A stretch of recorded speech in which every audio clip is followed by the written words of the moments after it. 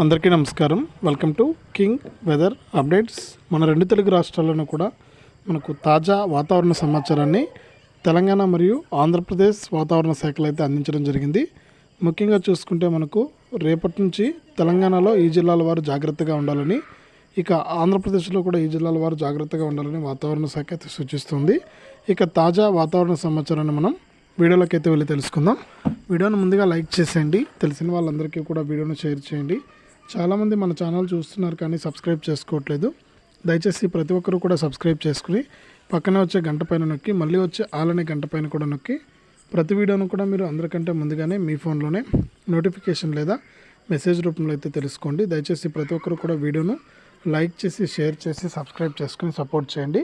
ఇక వివరాల్లోకి వెళ్తే మన తెలంగాణ రాష్ట్ర వ్యాప్తంగా మనకు ఈ రోజు నుంచి కూడా జాగ్రత్తగా ఉండాలని వాతావరణ శాఖ అయితే ప్రకటించింది. ఇక ఎందుకు జాగ్రత్తగా ఉండాలి ఏంటనే వివరాలకు కనుక వెళ్తే, తెలంగాణలో మరో 3 లేదా 4 రోజులు ఉష్ణోగ్రతలు పెరుగుతాయని హైదరాబాద్ వాతావరణ కేంద్రం హెచ్చరించింది. రేపు ఆదిలాబాదు, ఆసిఫాబాదు, మంచిర్యాల, నిర్మల్, నిజామాబాద్, జగిత్యాల, పెద్దపల్లి, భూపాల్పల్లి, ములుగు, ఖమ్మం, నల్గొండ, సూర్యాపేట, మహబూబ్ నగర్, వనపర్తి, గద్వాల్, మనకు నారాయణపేటలో వేడి మరియు తేమతో కూడిన పరిస్థితులు ఉంటాయని ఈ జిల్లాలకు ఎల్లో అలర్ట్ జారీ చేసింది. అటు మనకు ఈ విధంగా అయితే తెలంగాణ రాష్ట్ర వ్యాప్తంగా ఈ జిల్లాలకైతే ఎల్లో అలర్ట్ ఉంటుంది. వడగాల్పుల తీవ్రత కూడా ఎక్కువగా ఉంటుందని వాతావరణ శాఖ అయితే చెప్పింది.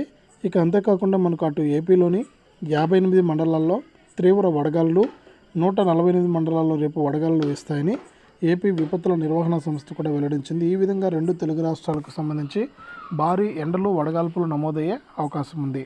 ఇది 2 తెలుగు రాష్ట్రాలకు సంబంధించి వాతావరణ సమాచారం. వీడియోను లైక్ చేయండి, షేర్ చేయండి. మన ఛానల్ ఇప్పుడే సబ్స్క్రైబ్ చేసుకుని పక్కన వచ్చే గంట పైన నొక్కి మళ్ళీ వచ్చే ఆలనే గంట పైన నొక్కండి.